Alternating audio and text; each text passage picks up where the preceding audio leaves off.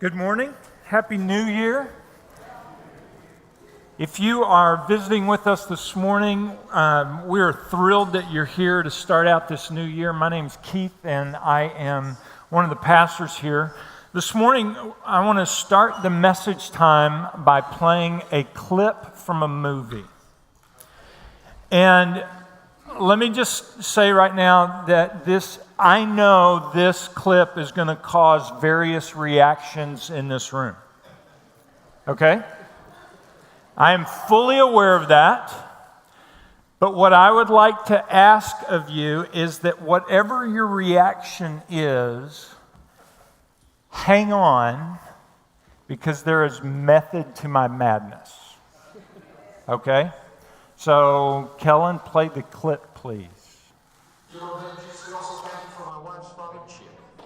We hope that you can use your baby Jesus powers to heal him and this horrible leg. It smells terrible, and the dogs are always bothering with it. Dear tiny infant Jesus. Hey, sweetie, Jesus did grow up. You don't always have to call him baby. It's a bit odd not putting a cradle on baby. Look, I like the Christmas Jesus best, and I'm saying grace. When you say grace, you can say the grown-up Jesus or teenage Jesus or bearded Jesus or whoever you want. You know what? I want you to do this grace good so that God will let us win tomorrow. Dear tiny Jesus, golden fleece diapers with your tiny little fat balled up fist He palms. was a man. He had a beard. Look, I like the baby version the best. Do you hear me? I win the races and I get the money. Ricky, finish the grace. I like to picture Jesus in a tuxedo t-shirt because it says like, I want to be formal, but I'm here to party too. I like to parties. I like my Jesus to party. I like to picture Jesus as a ninja fighting off evil samurai. I like to think of Jesus like with giant eagle's wings and singing lead vocals for Leonard Skinner with like an angel band. And I'm in the front row and I'm hammered drunk. Hey, Cal, why don't you just shut up? Yes, ma'am. Okay.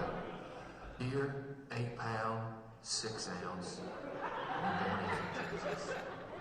Don't even know a word yet. Just little infant, so cuddly, but still omnipotent.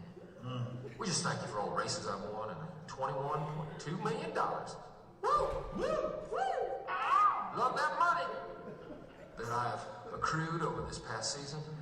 Also due to a binding endorsement contract that stipulates I mention Powerade at each grace. I just want to say the Powerade is delicious and it cools you off on a hot summer day. And we look forward to Powerade's release of Mystic Mountain Blueberry. Thank you for all your power and your grace, dear baby God. Amen. Amen.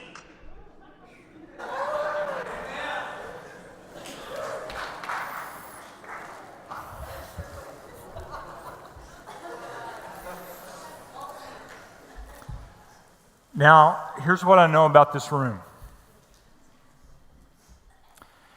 Some of us in this room thought it was heretical. And some of us in this room thought it was hysterical. Some of us in this room were so offended that in that 1 minute and 10-second clip, we were ready to walk out. And some of us can't wait to get out of church to go home and watch the rest of the movie.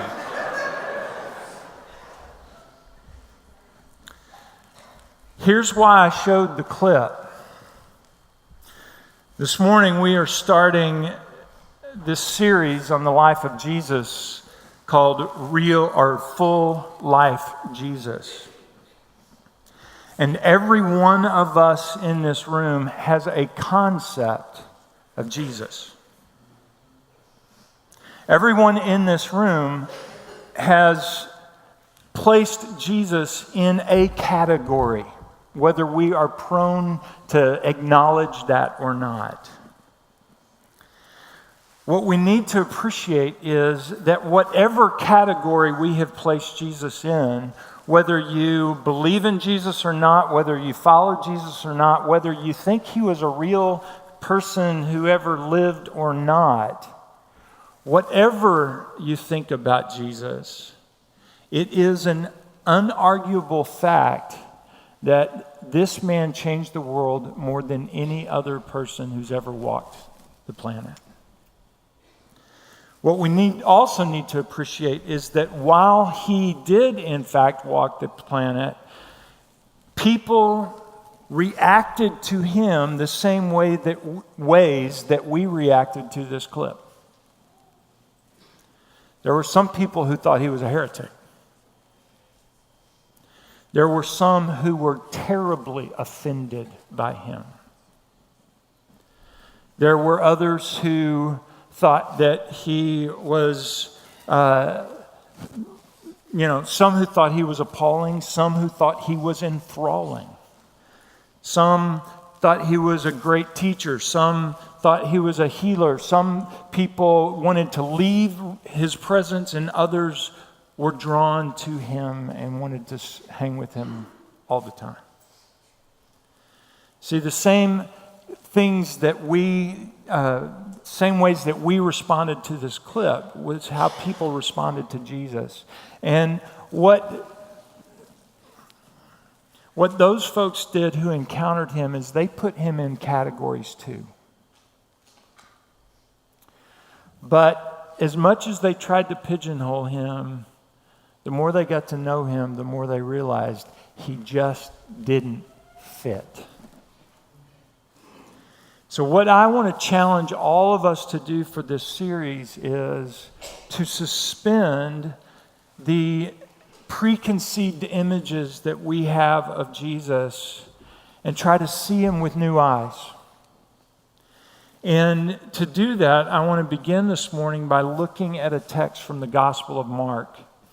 And for the rest of the series, we're gonna really camp out in the Gospel of Luke. And next week, I'll tell you why we're going to do that. But this morning, I want us to look at this text from the Gospel of Mark because I think it epitomizes the challenge that those first century disciples had when they were trying to wrap their minds around who Jesus is. And it epitomizes the challenge, the struggle that we have today. This is from Mark chapter 4. And it starts in verse 35. That day when evening came, he said to his disciples, "Let us go over to the other side." Leaving the crowd behind, they took him along just as he was in the boat. Now, if you compare this verse with verse 1 of Mark chapter 4, you will see that Jesus is in the boat for the whole of Mark chapter 4. It begins the chapter where Jesus is teaching and he has this large crowd, and so in order to teach them, he gets into this boat so that he can push away from the shore a little bit and teach them. And we see that he teaches them the parable of the sower, teaching them about the kingdom and how it will be received by certain types of people. He then gives them illustrations about a lamp on a stand and how a mustard seed grows. And so at this point in Jesus' ministry, he fits into all of their categories. He's a carpenter turned rabbi.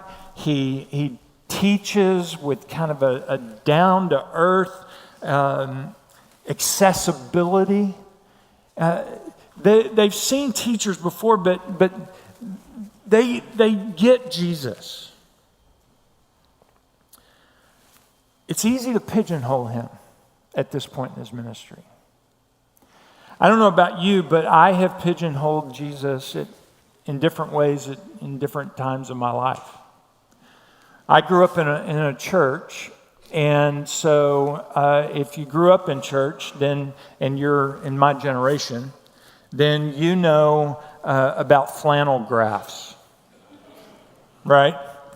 Well, that was the Jesus I grew up with, flannel graph Jesus, where he was this tender, lamb-toting shepherd who was always there to love and support and comfort.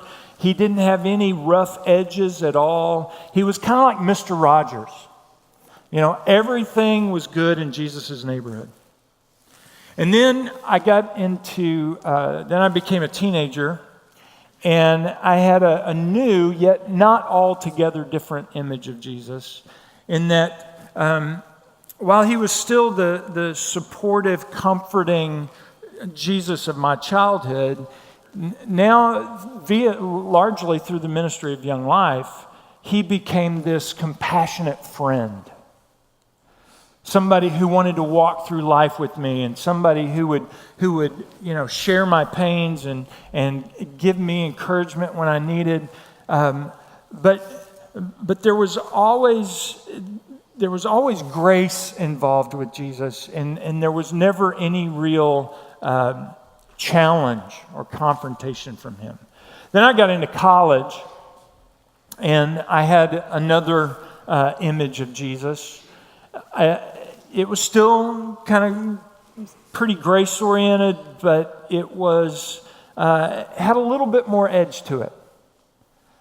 Yes, he was a comfort. Yes, he was a support. Yes, he was a companion and a friend. But he also called me to service. He also wanted me to live a certain way in my life. And so what was this comfort and support and this companion, now there was a little bit of an edge. But if I'm honest, I would also say that for me in college, the call of Jesus on my life sounded kind of like, yes, I'd love for you to live holy, and yes, I'd love for you to live upright, and yes, I'd love for you to serve me and do certain things. But if you don't want to, I'm still going to be there for you, and that's okay. And then I went to seminary. And my image of Jesus was totally changed. Because questions started to come up for me like, how could teaching people to love one another ever get somebody killed?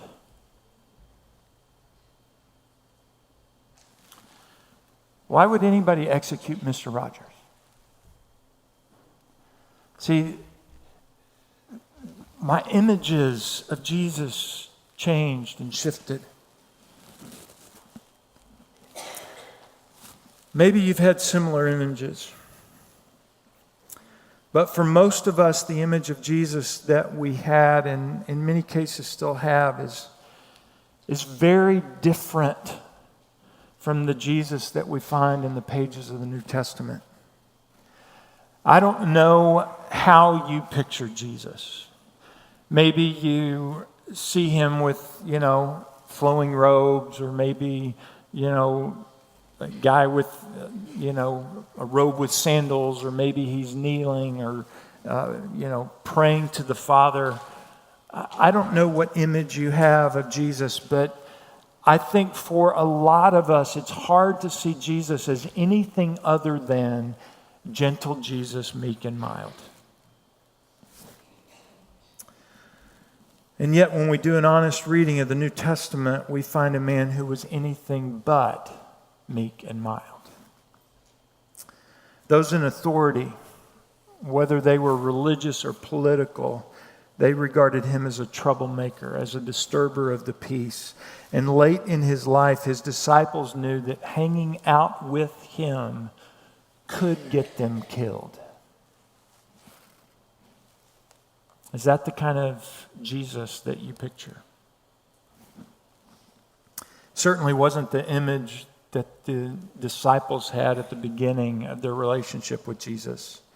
I mean, they had seen teachers before, and Jesus kind of fit that category, but he was a little bit different. And so, here was a guy who was a carpenter, but somehow he'd learned the scriptures, and he was teaching in ways that were accessible. And so they were more than ready to submit to his expertise as teacher, and they would be the students. There was nothing extraordinary about that until verse 37. A furious squall came up, and the waves broke over the boat so that it was nearly swamped. Jesus was in the stern, sleeping on a cushion. The disciples woke him and said to him, "Teacher, don't you care if we drown?" And I think that's pretty much how it sounded. I don't think they went back and said, "Jesus, excuse us for waking you from your nap, but I don't know if you noticed, but there's a storm going on, and we'd really like some help here." I think they were frantic. I think these guys whose expertise was being in a boat and being on the water, they were terrified of this storm. And so they are crying out to this man, "Rabbi, wake up and come help us bail." Verse 39. He got up, rebuked the wind, and said to the waves, "Quiet, be still." Then the wind died down and it was completely calm. Gentle Jesus, meek and mild? I don't think so. Can you imagine the look on the disciples' faces?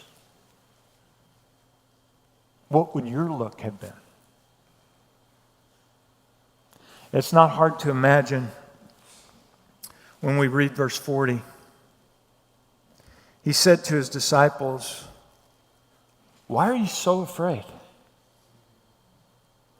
Do you still have no faith?"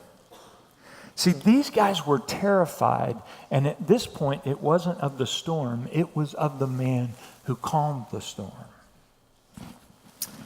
See what their problem was? It's the same as ours. They had been living in their comfortable categories.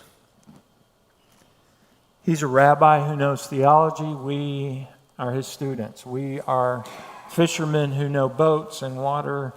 He's a carpenter who doesn't. Nice, simple, clean categories. Little baby Jesus. But all of a sudden, their categories fell apart. And he challenged them not on their competence as fishermen or even as students, but he challenged them on their faith.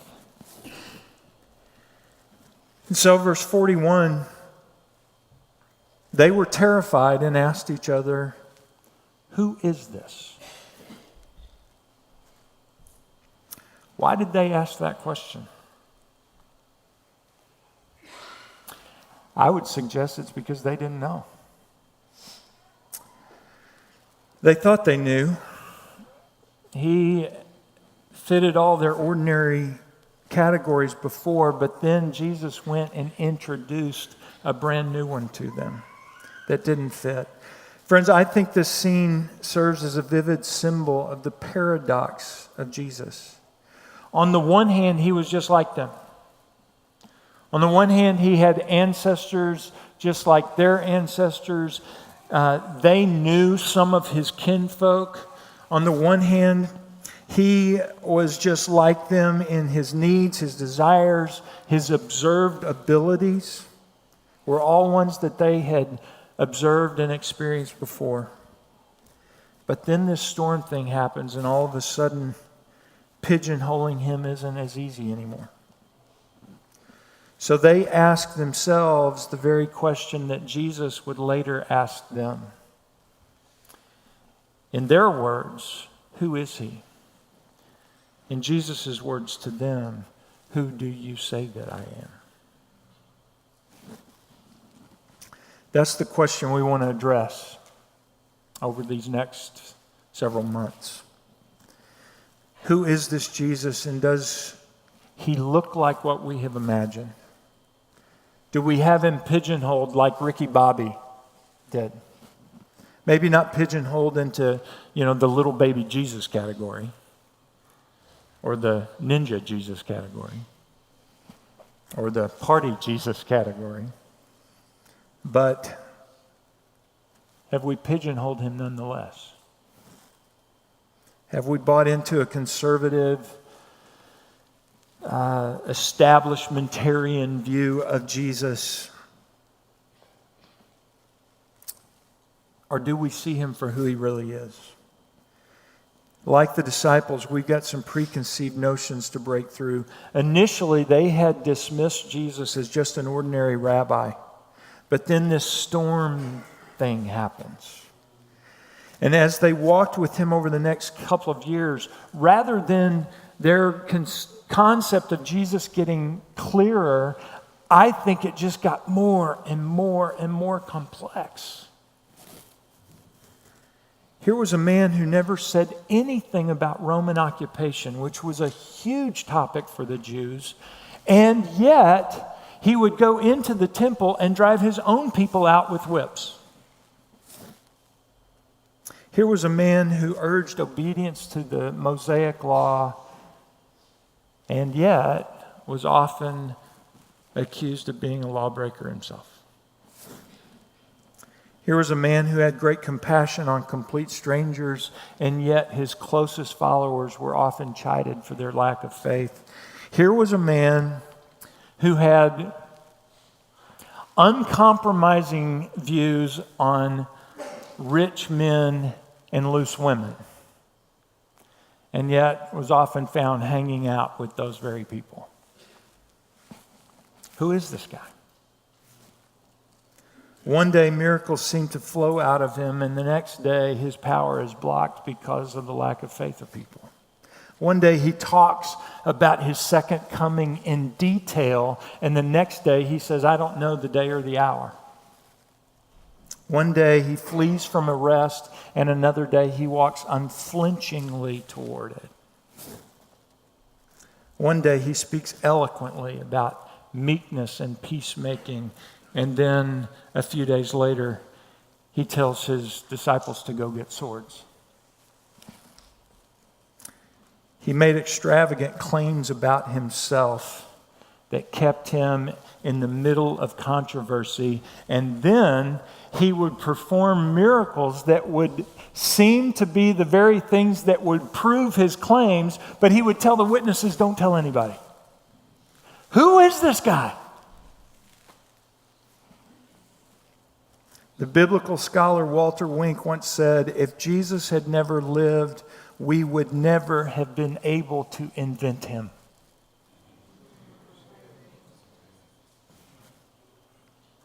In describing Jesus, no one could ever think of using the words boring or predictable.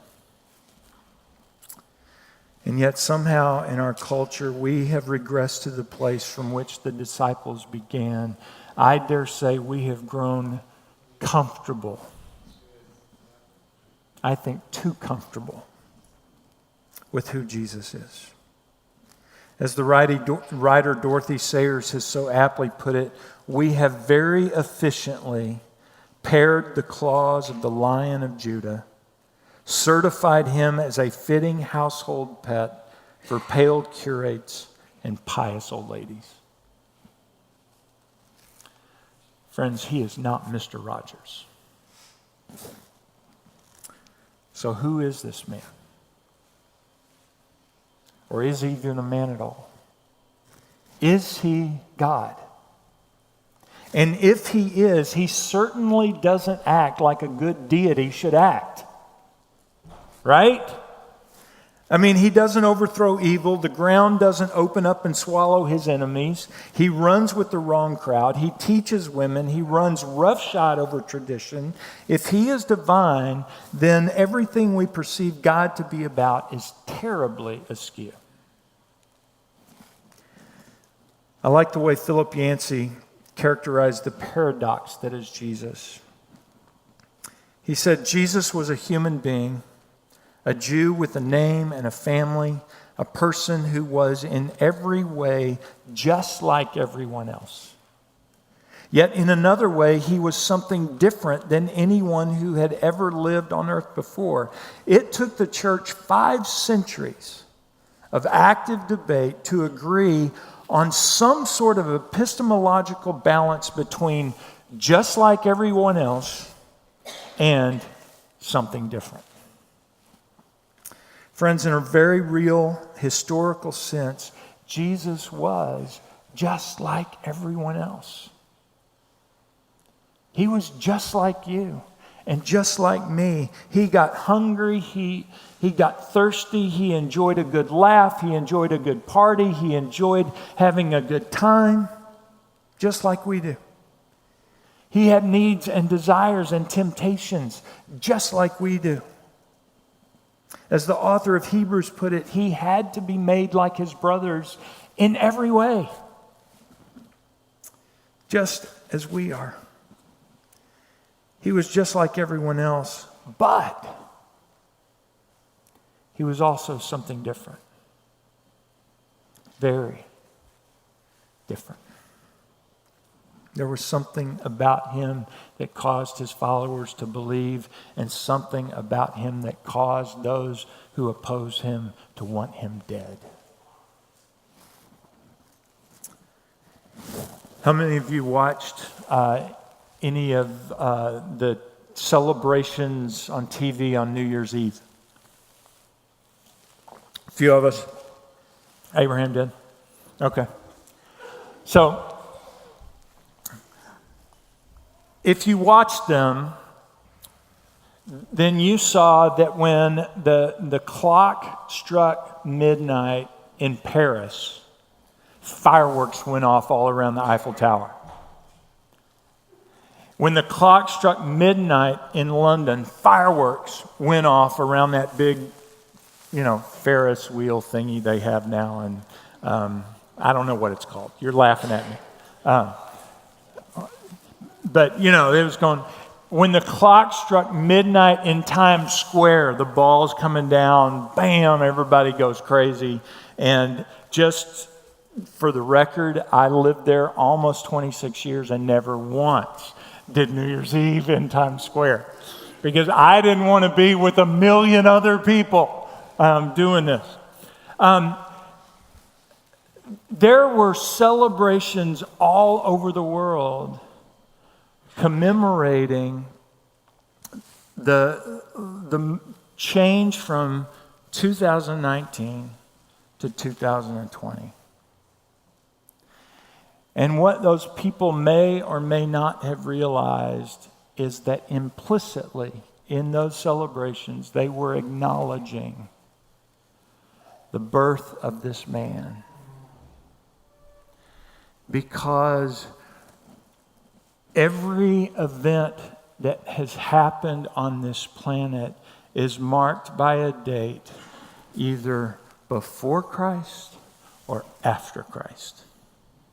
Every time you boot up your computer in the morning or you power up your phone and it displays today's date, Microsoft and Apple are implicitly acknowledging this man Jesus. So who is this guy? This Galilean who in his lifetime spoke to fewer people than attended one of the losing Dallas Cowboys home football games.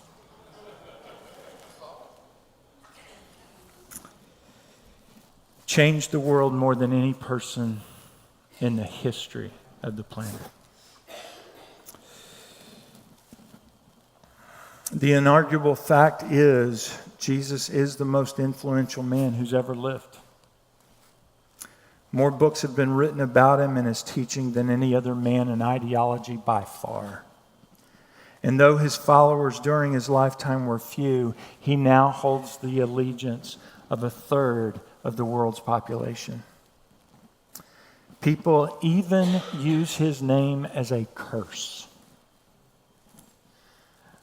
I play golf, and in all my years of playing golf, when someone shanks their drive into the woods, I have never once heard anyone say, "Oh, Mohammed." But I've heard Jesus' name used many times. The fact is, we simply cannot get away from him. The axiom says you can gauge the size of the ship that has passed by the size of the wake that it leaves. No one else's wake even comes close to comparing the one Jesus has left. But we're not going to study the life of Jesus because he was a great man who changed history. If that were the case, might as well look at Charlemagne or Alexander the Great or Abraham Lincoln or Martin Luther King Jr. But we're not going to do that. We're going to study Jesus because he positioned himself not only as the dividing point in history, but more importantly, the dividing point of life. And most specifically, my life and your life. But the question remains, who is he? Friends, our culture, Christians included, has become much too comfortable with the idea of Jesus. And whether or not we have placed him into a convenient category like the disciples did or like Ricky Bobby, one thing is certain, we are not conflicted by him. In fact, there are literally millions of people who are ambivalent about Jesus. And in my reading of the New Testament, I never found anyone who was ambivalent about Jesus. In fact, Jesus does not give you ambivalence as an option. When you meet Jesus, you will either declare, "My Lord and my God," or you will decide, as the Pharisees did, he leads the multitudes astray. Those are your options. So we're going to spend the next several months looking at the paradoxical life of this man who was both just like us, fully human, and something different, fully divine. The stated mission of our church is to help people experience the fullness of life in Jesus. Full life, Jesus. If we're going to experience the fullness of life in Jesus, then we need to know who he is. Is he Mr. Rogers? Is he a carpenter turned rabbi? Is he just like everybody else, or is he something different? Is he God?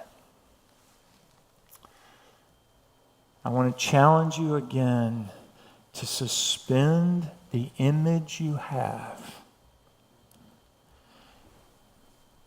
and try to meet Jesus again for the first time. And if my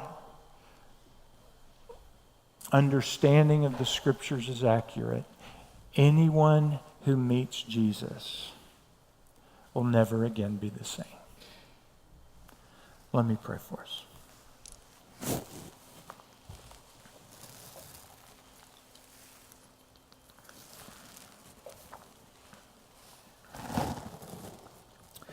Lord, I confess that I've put you in a box. And yet, when I read through the Gospels, you obliterate the box. I pray, Lord, that for all of us, that we would be able to meet you afresh, that you would give us new eyes. And Lord, this is not an attempt to accumulate more knowledge about you. This is an attempt to get to know who you really are, so that you might change us, so that we might step more fully into the full life that you came to give us. And Lord, I pray that through this series we would be so excited about seeing you afresh that we would want others to see you afresh as well.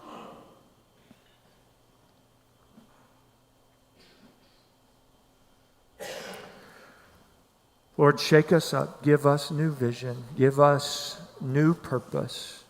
Give us new commitment. Give us new hearts, willing hearts. For your name's sake. Amen. Please stand.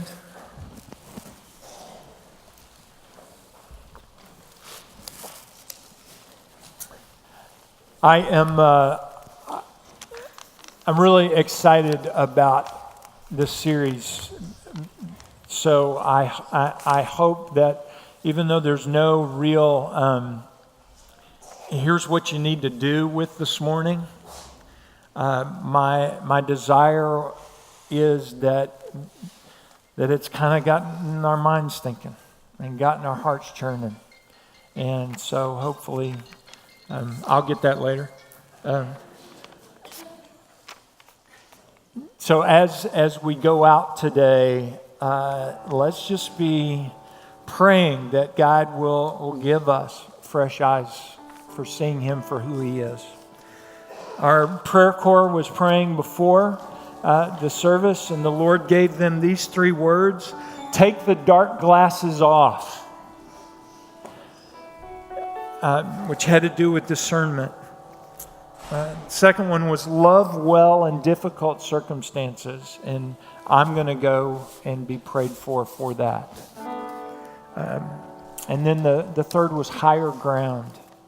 If any of those resonate with you, our prayer team is down front and would love to pray with you. And if there's something else going on in your life that you just need somebody to come with you to the throne of grace, then we would love to do that. So our prayer corps is down front and would love to minister to you in that, or with you in that way. So let's go out with these words from the disciples, that these words need to be resonating with us over these days. Let's read this together. Who is this? Even the wind and the waves obey Him. We're dismissed.